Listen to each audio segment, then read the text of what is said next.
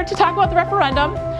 There's a whole lot of information that I'll go through, and then at the end, if you have any questions, thoughts, concerns, we'll spend as much time as we need to here. My goal with today, and my goal since December 11th, has been to get in front of as many different staff members and as many different community members as I can to provide them the facts on what we know about the referendum that will be on the ballot in April.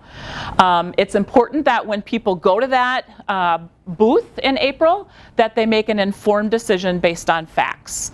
We can't tell people how to vote, but we can encourage people to vote, and we encourage people to make an informed decision. So my goal is just to get information out to as many different community groups, individuals, and staff members that I can. So with that, we're going to start the presentation. Some are asking, why are we here? Why are we needing to go to a referendum?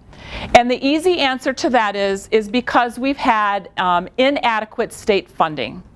In fact, 6 out of the last 8 years, we have had a $0 increase on our per student spending. So as you guys have all felt, and we have felt, costs continue to go up. But when we're not given any additional dollars per student that we have in the district, we can't pay for the operational costs of our district. We're here and everything keeps going up. We've had to dip into our fund balance to help pay for those operational costs, which is never a really good decision. And I'll talk a little bit about that as we go through the presentation. Stevens Point Public Area School District has been a very low mill rate district compared to our Wisconsin Valley Conference peers. In fact, we have been the lowest or close to the lowest 9 out of the last 10 years. And that's a really good thing for taxpayers, because if your mill rate is low, you don't pay as much in property taxes. So while we're proud of being, low in this area, we believe that our taxpayers feel that that's a really good thing too, because if you have a higher mill rate, you're paying more in taxes. Despite a well-managed budget, our operational costs just keep going up and up and up every year, but we're not getting the funding to make up for that cost. So that's why we need to put a referendum question on the ballot in April. We're also hearing from some of our community and some of our staff, man, we just went to a referendum not long ago. Well, actually, our last referendum was in 2018, and there were 2 questions. And I'm going to jump to the middle one first. We had a bond referendum. If you think of bond, think of buildings. That referendum can only be used on buildings. New buildings or upgrading current buildings. We had 68% of our community support that referendum, which is an awesome thing. It was for $75.9 million, and they were for specific projects throughout the district. After COVID, we just lost a large group of students. Some went out of state. They moved closer to home during COVID. Some remained in virtual settings. Some went homeschool. And quite frankly, there's a group of students, a large group of students, we don't even know where they're at, which is alarming. And again, that's not just Point, that's other districts as well. So when we lost 222 students, we lost about $2.5 million. That's significant. So while people say we got that 3.5, that should have been enough to make up that gap. It really wasn't, because we lost students. And we only were left with that $1 million. It's important to note that since 2012, approximately 82% of the 434 school districts in the state of Wisconsin have had to go to referendum. They've had to ask their community for additional dollars to fund schools. That's a really large percentage. This is happening more and more across the state, and the dollar amounts are higher and higher every single year. So Point is not isolated at all. We're experiencing the same thing that other districts are experiencing. This slide shows that we have put some budget reduction and control measures in place because we feel that before we ask our community to support us with a referendum, we've got to look internally. Where can we be more efficient? Where can we be more effective? How can we better analyze every single dollar that's spent, every single program, and every single staffing position? So we started this last year. It's been a really enlightening experience, quite honestly. So at the top, you'll see a red line that goes across. That talks about places that we've made some budget cuts. They have been cuts that have been mostly not impactful to students and not impactful to staff.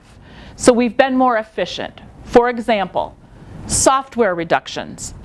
We found and did a complete, we analyzed every single software program that we had in the district. We looked at usage, we looked at cost, we looked at if there were packages that we were paying for that might do the same thing as another software program.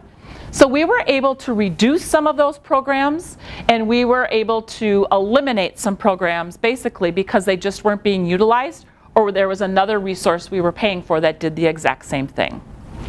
In the middle, you'll see the orange line. That's some accounts that we were able to underspend last school year, so that helped. While you'll see there unfilled subs, that's never a goal to have unfilled sub positions, but frankly, we did have some positions that we weren't able to fill, and that allowed us to underspend that sub account by $200,000.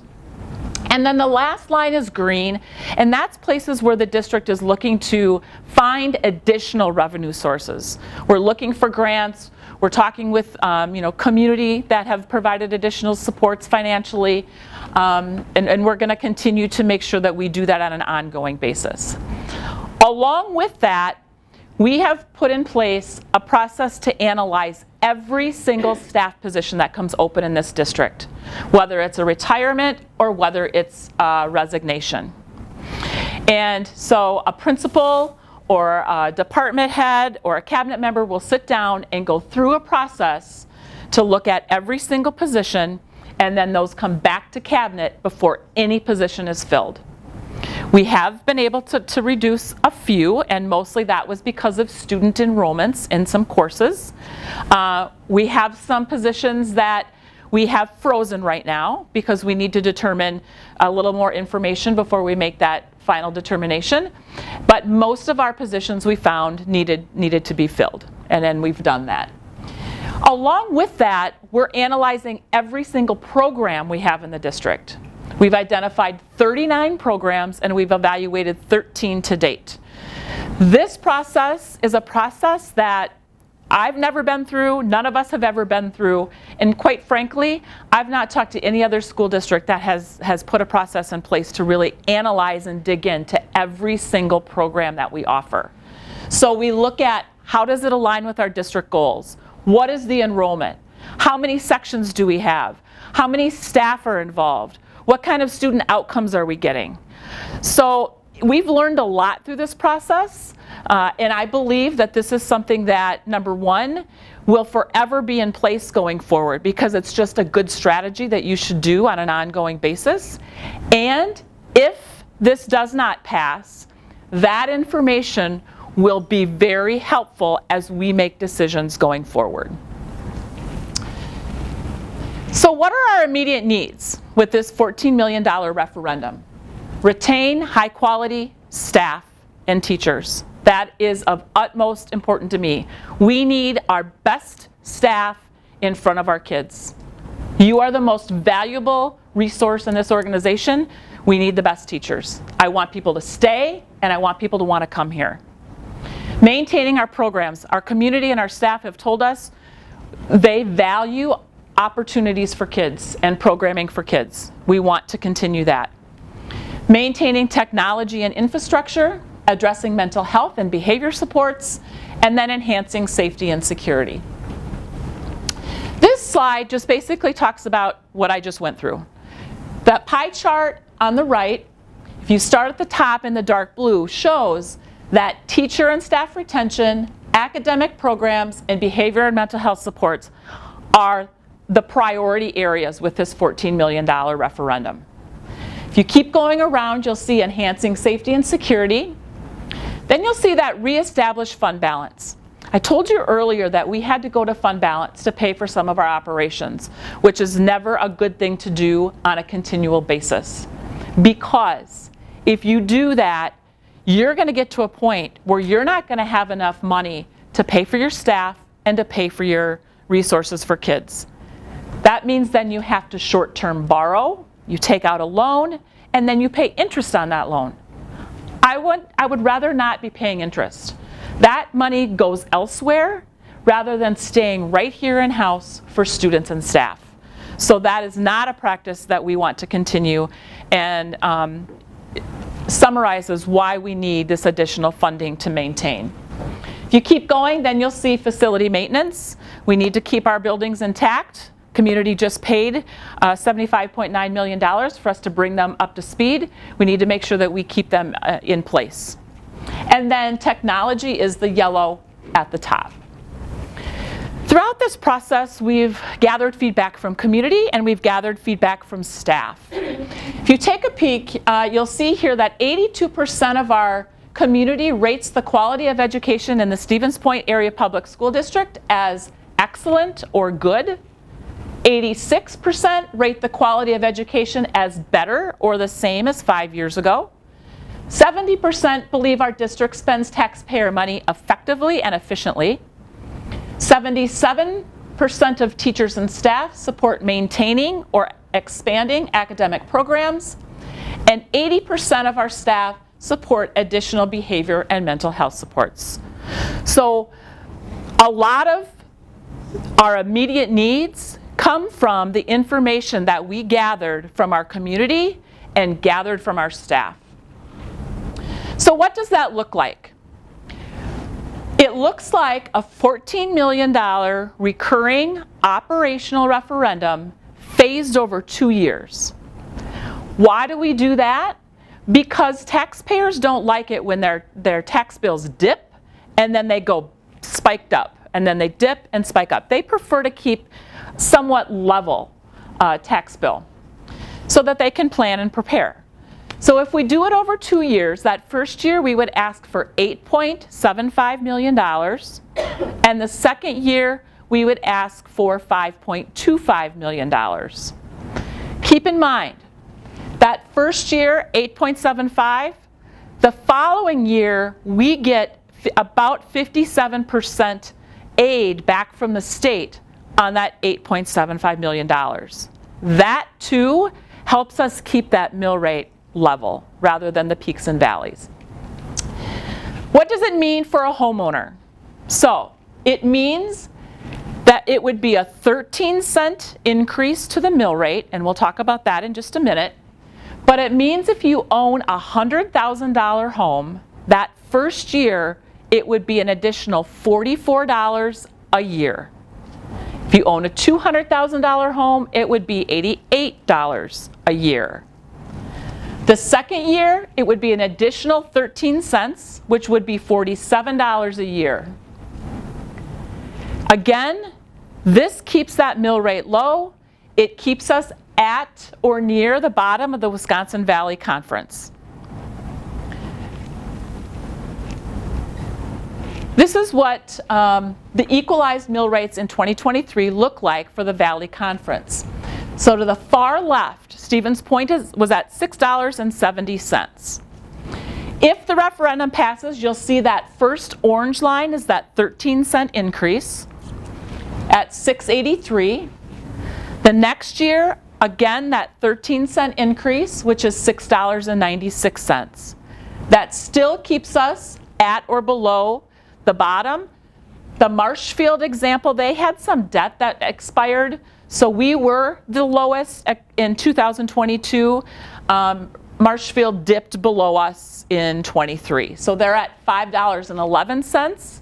We have Rapids at $7.20, DC Everest at $7.41, and Wausau at $8.83.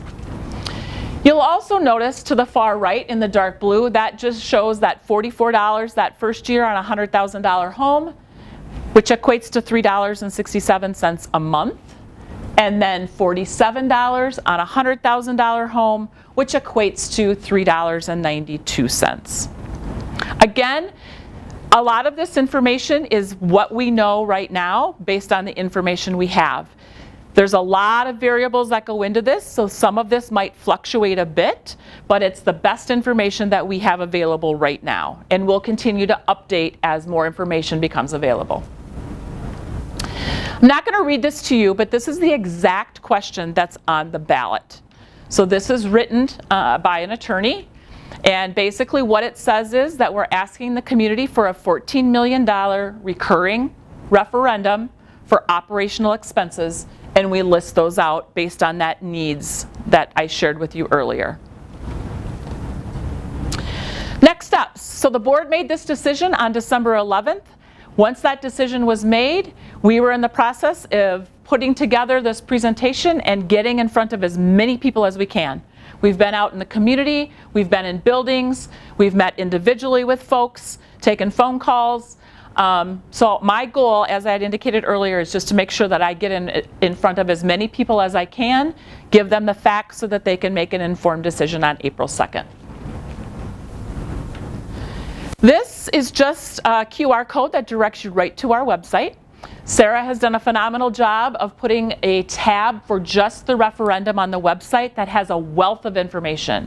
So if you want to find out more, please visit that site. If you have friends, neighbors, relatives that are interested in learning more or have questions, direct them there, or please direct them to me. I will spend any amount of time with one individual or groups of individuals, again, sharing all of the information that we have available today.